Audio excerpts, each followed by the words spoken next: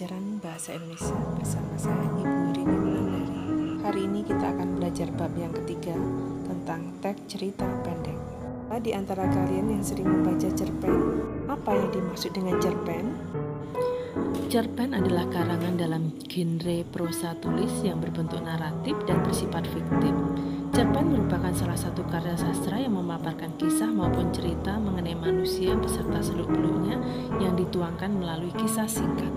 Cerpen ditulis pengarang tidak terlepas dari kehidupan sehari-hari yang dialaminya. Pengalaman hidup ini kemudian diekspresikan ke dalam cerpen. Cerpen mengandung nilai-nilai kehidupan yang dapat kita ambil. Sebagai contoh antara lain nilai agama. Nilai agama berkaitan dengan pelajaran agama yang dapat dipetik dalam teks cerpen.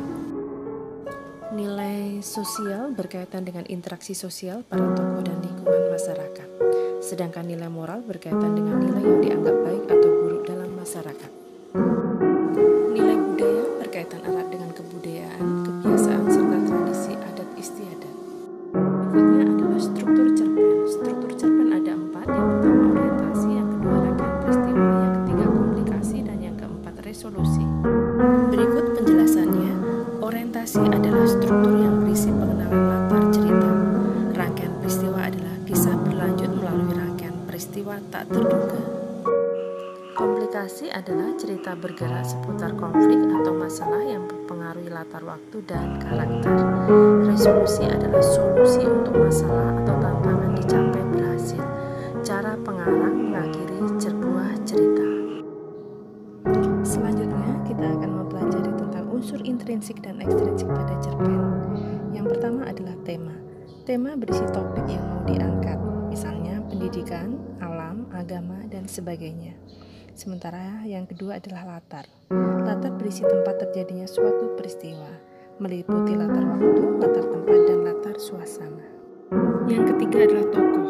Berisi tokoh siapa saja yang terlibat dalam cerpen, misalnya tokoh ibu, paman, Aminuddin, dan lain sebagainya. Yang keempat adalah penokohan. Berisi perwatakan pada tokoh yang terlibat dalam cerpen.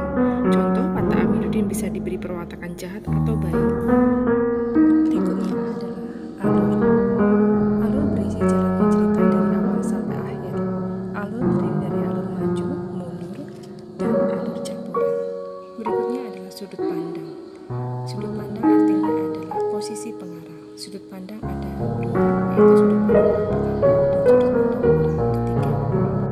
Berikutnya adalah amanat. Berisi seputar pesan-pesan yang ingin disampaikan pengarang kepada pembaca.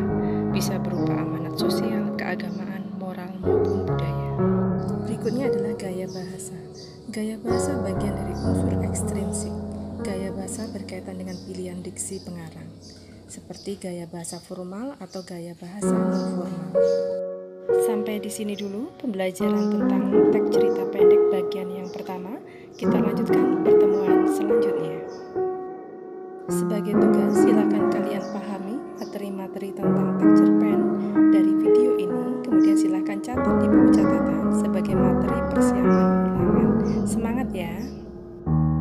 Thank you.